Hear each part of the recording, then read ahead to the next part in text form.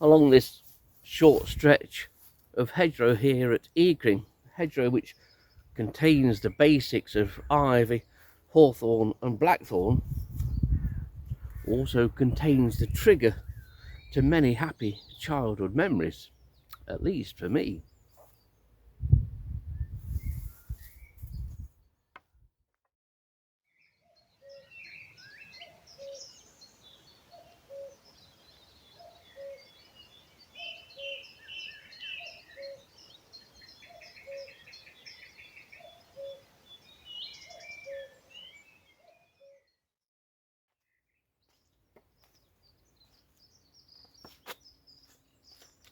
It's often quite surprising what triggers a memory, usually a memory dating back to your childhood. For me, that's far too many decades ago now, 5, we're being honest.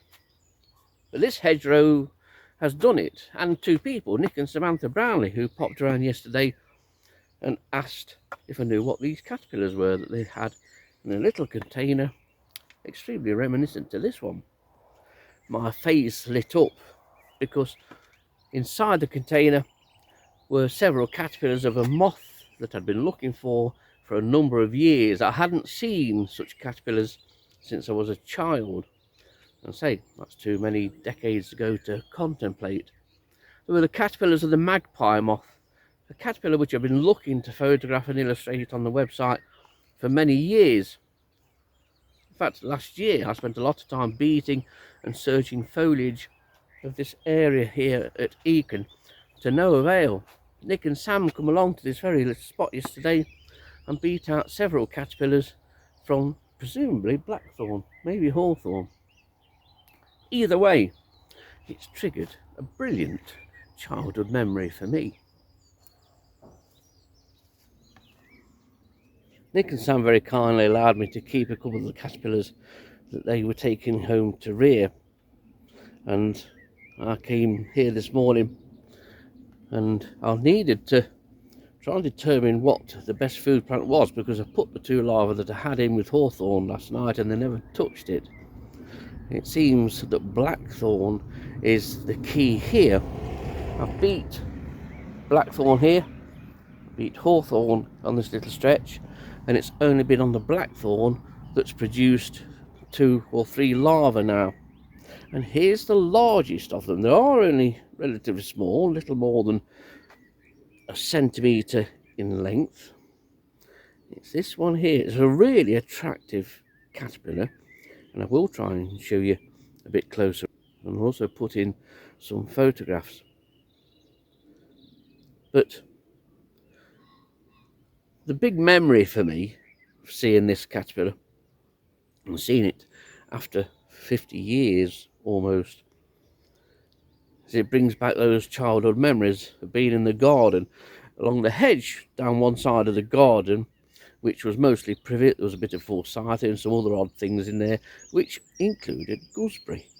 And it was on gooseberry, this one little bit of gooseberry that was kept trimmed in with the rest of the hedge, that every year without fail I could find magpie moth caterpillars, and I did occasionally rear them. Have a beautiful pupa.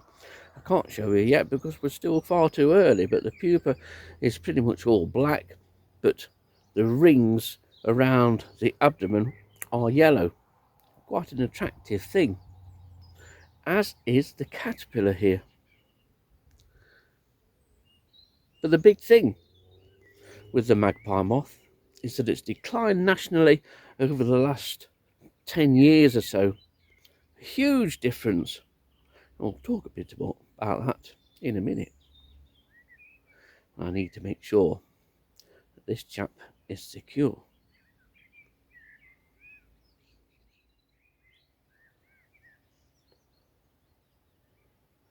But you can see what an attractive caterpillar this is. And I've mentioned before that sometimes caterpillars can give away, or at least give an idea of what they're going to be at an adult stage. And I think this caterpillar is probably the best at doing that. Magpie moth is an absolutely beautiful Geometridae moth. It's also quite large for a Geometridae. But Eakring here I used to trap them, not by the dozen, but they were very common at light up at Lound Wood. But to see them in the best numbers, it was a case of driving along the lane or the road between Eakrin and Kersal down past Eakrin Meadows. And these are distinctive in flight in car headlights, and you would see dozens of them. But then the decline seems to have set in, and this is the first record at Eakrin for a number of years now. The first larval record, thanks once again to the work of Nick and Sam. But you can see it's a beautiful little thing, isn't it? The head end on this individual is upper, but it's a beautiful caterpillar, beautifully marked, and those almost square oblong markings dorsally, various dashes and lines down the side, all on almost a three-tone background colour, a bit orangey towards the head, then it goes into white, then into a yellowish creamish background.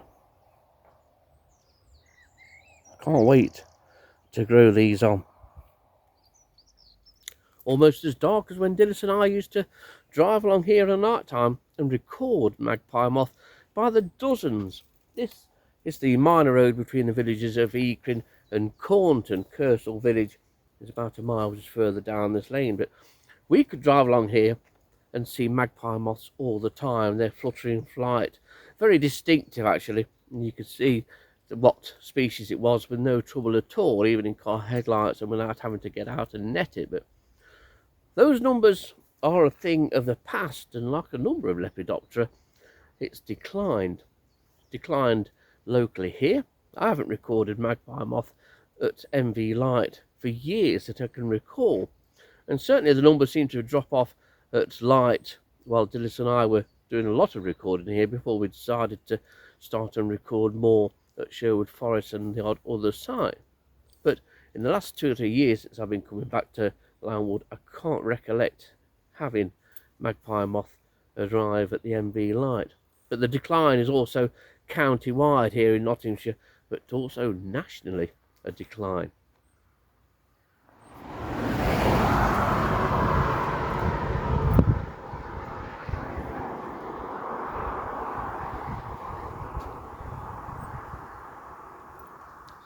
Perhaps it's not really any wonder that so many insects and small mammals and birds get run over on our country roads each year. Hopefully, magpie moths with flying at night may be restricted in their losses.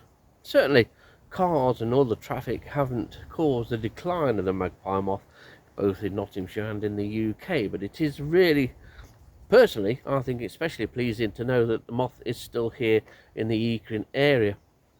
Hopefully it will also turn up at MV Light when I run the moth trap at Lound Wood.